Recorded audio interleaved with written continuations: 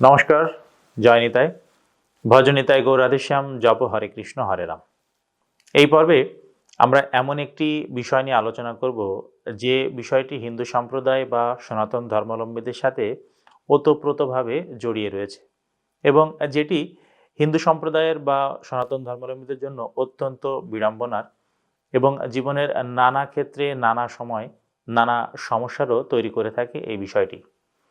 আর সেটি বর্ণপ্রথা। যারা সাধারণভাবে বর্ণপ্রথা সম্পর্কে শুধু এইটুকু জানেন যে বর্ণপ্রথা গুণ এবং কর্ম অনুসারে তৈরি করা হয়েছিল, বা যারা এটা মনে করেন যে বর্ণপ্রথা জন্মের উপরে ভিত্তি করে করা হয়েছিল, তাদেরকে অনুরোধ করব আমাদের এই পর্বটি সম্পূর্ণ দেখার জন্য। তাতে ধীরে ধীরে আপনাদের হয়তো এই বর্ণপ্রথা বিষয়টি আরও সুস্পষ্টভাবে সামনে উঠে আসবে।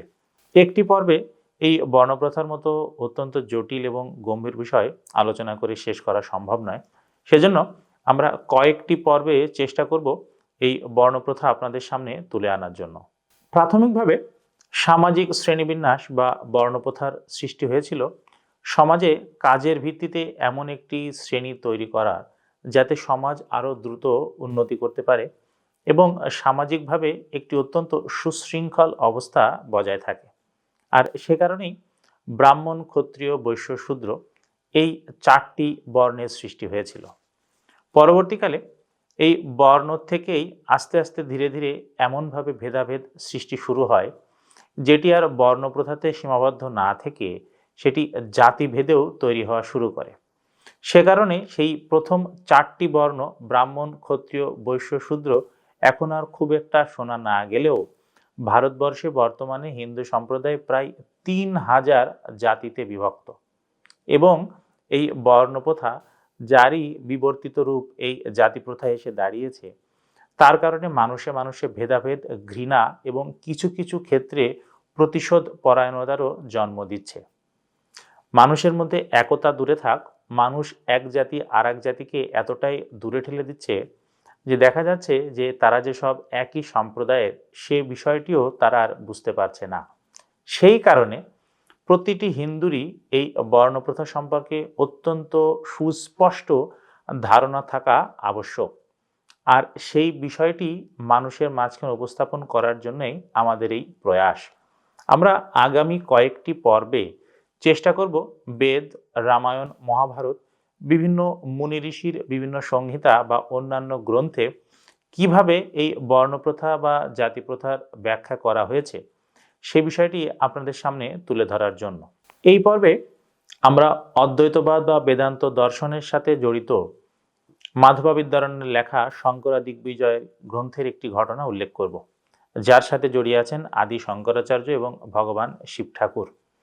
এই ঘটনাটি সম্পর্কে জানলে আপনারা বুঝতে পারবেন যেই হিন্দু সম্প্রদায় বা যে হিন্দু দর্শন বিশ্বাস করে যে সব কিছুর মধ্যেই ব্রহ্ম বিদ্যমান, বা সমস্ত প্রাণীর মধ্যে একই পরমাত্মা, বা অনেক ক্ষেত্রে ভগবান বিষ্ণুর কথাও বলা হয়ে থাকে, তিনি বিরাজ করছেন পরমাত্মা হয়ে, সেই হিন্দু সম্প্রদায়ের ভিতর এত ভেদাভেদ, সেটি কি আসলেই গ্রহণযোগ্য একটি বিষয়? আর এই আদি শঙ্করাচার্যের সাথে ভগবান শিব ঠাকুরের যে ঘটনাটি ঘটেছিল, সেই ঘটনাটি জানার পর আপনাদের মনেও একই প্রশ্ন জাগবে। আর সে কারণে আমি অনুরোধ করব যে এই বিষয়টি আপনারা অত্যন্ত ধৈর্য ধরে দেখবেন এবং অন্যদের সাথেও শেয়ার করবেন। একদিন আদি শঙ্করাচার্য তার শিষ্যদের নিয়ে যাচ্ছিলেন গঙ্গা স্নান করতে।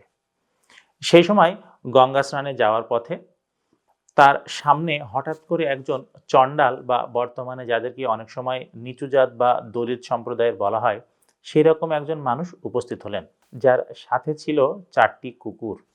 এবং তথাকথিত দলিত বা তথাকথিত নিচু জাতের হওয়ায় সাথে সাথে সবাই বলে উঠল তাকে রাস্তা থেকে সরে যেতে।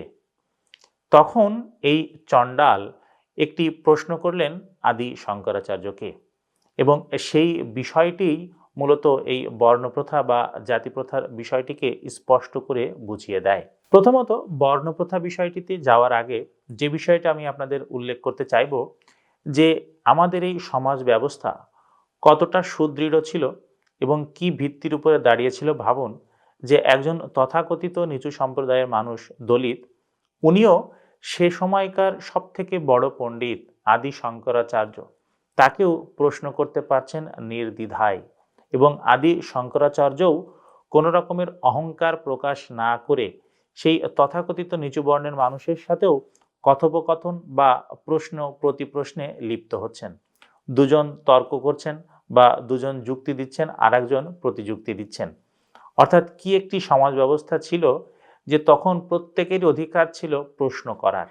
তখন সেই চণ্ডাল প্রশ্ন করলেন, আমাকে যে সরে যেতে বলা হলো, এবার আপনি কি আমাকে বলতে পারবেন যে আমি কি সরাবো? আমার দেহটি সরিয়ে নেব নাকি আমার আত্মা সরিয়ে নেব? আপনারা যেহেতু অদ্বৈতবাদে বা বেদান্ত দর্শনে বিশ্বাস করেন, তাহলে আপনারা জানেন যে এই দেহ, আমার এই দেহ আর আপনার ওই দেহ একই এই পৃথিবীর থেকে এসেছে। আমাদের এই দেহ একই তত্ত্বে গড়া। তাহলে বলুন, আমার এই দেহ আর আপনার ওই দেহের মধ্যে কি প্রভেদ থাকতে পারে? দ্বিতীয়ত, আপনার মধ্যে যেমন আত্মা রয়েছেন, আমার মধ্যেও সেই একই আত্মা রয়েছেন, যে আত্মা অবিনশ্বর এবং অব্যয়, যে আত্মা পরমাত্মা বা পরম ব্রহ্মের অংশ। সুতরাং তার মধ্যেই বা কি প্রভেদ আছে? এই দেহ ক্ষণস্থায়ী, সুতরাং এই দেহেরই বা মূল্য কোথায়? তাহলে আপনি যে অদ্বৈতবাদের প্রচার করে বেড়ান, অর্থাৎ আপনি বলেন যে সকলের ভিতরেই ব্রহ্ম বিদ্যমান, তাহলে সকলের ভিতরেই যদি ব্রহ্ম বিদ্যমান হয়ে থাকে, তাহলে একজন উঁচু আর একজন নিচু জাত কিভাবে হতে পারে? এবং আপনি সন্ন্যাসী হওয়া সত্ত্বেও এবং অদ্বৈতবাদে জ্ঞানী হওয়া সত্ত্বেও কিভাবে বলতে পারেন যে আমাকে রাস্তা ছেড়ে যাবার জন্য? এরপর সেই চণ্ডাল শঙ্করাচার্যকে রীতিমতো বাক্যবাণে জর্জরিত করে ফেললেন। সেই চণ্ডাল আরো বললেন, আপনারা যারা সন্ন্যাসী, তারা যা প্রচার করেন তা কি আচরণ করতে চান না? অর্থাৎ আপনি যে অদ্বৈতবাদের শিক্ষা দিচ্ছেন, সেই অদ্বৈতবাদ আপনি তো মানছেন না।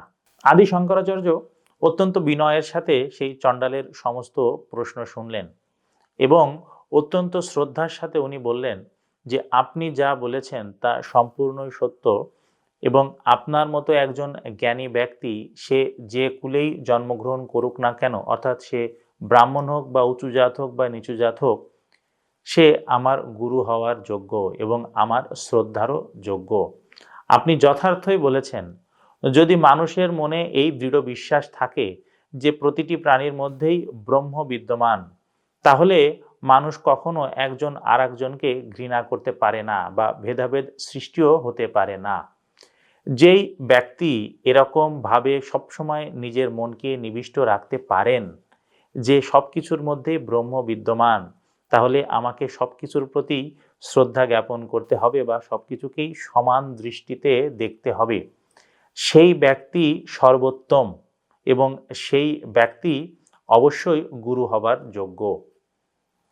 এই যে আদি শঙ্করাচার্যের সহজ সরল স্বীকারোক্তি, সেই বিষয়টি আমাদের বুঝিয়ে দেয় যে আমাদের এই বর্ণপ্রথা বা জাতিপ্রথার নামে যে ভেদাভেদ বা একজন আর একজনের প্রতি যে ঘৃণার জন্ম আমরা দিচ্ছি, তা কতটা ভিত্তিহীন এবং ঠুনকো।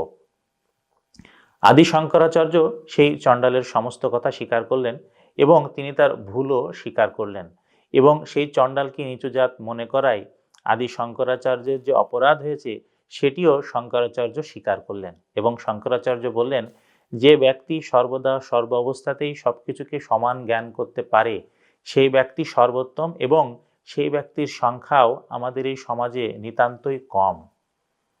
এই কথোপকথন শেষ হবার পরেই একটি আশ্চর্যজনক ঘটনা ঘটল। আর সেটি হলো, তখন সবাই দেখলেন সেই চণ্ডালের স্থানে দাঁড়িয়ে আছেন স্বয়ং ভগবান শিব ঠাকুর, এবং সেই চারজন কুকুর, তার বদলে দেখা গেল যে বেদী, চারটি বেদ, তারাও মানব রূপে সেখানে দাঁড়িয়ে আছে। এই মূর্তি দেখার সাথে সাথে আদি শঙ্করাচার্য তার পায়ে ধরলেন এবং তাকে সশ্রদ্ধ প্রণাম জানালেন। তখন ভগবান শিব ঠাকুর আদি শঙ্করাচার্যকে বললেন, আমি তোমার পরীক্ষা নিচ্ছিলাম এবং আমি তোমার প্রতি অত্যন্ত সন্তুষ্ট।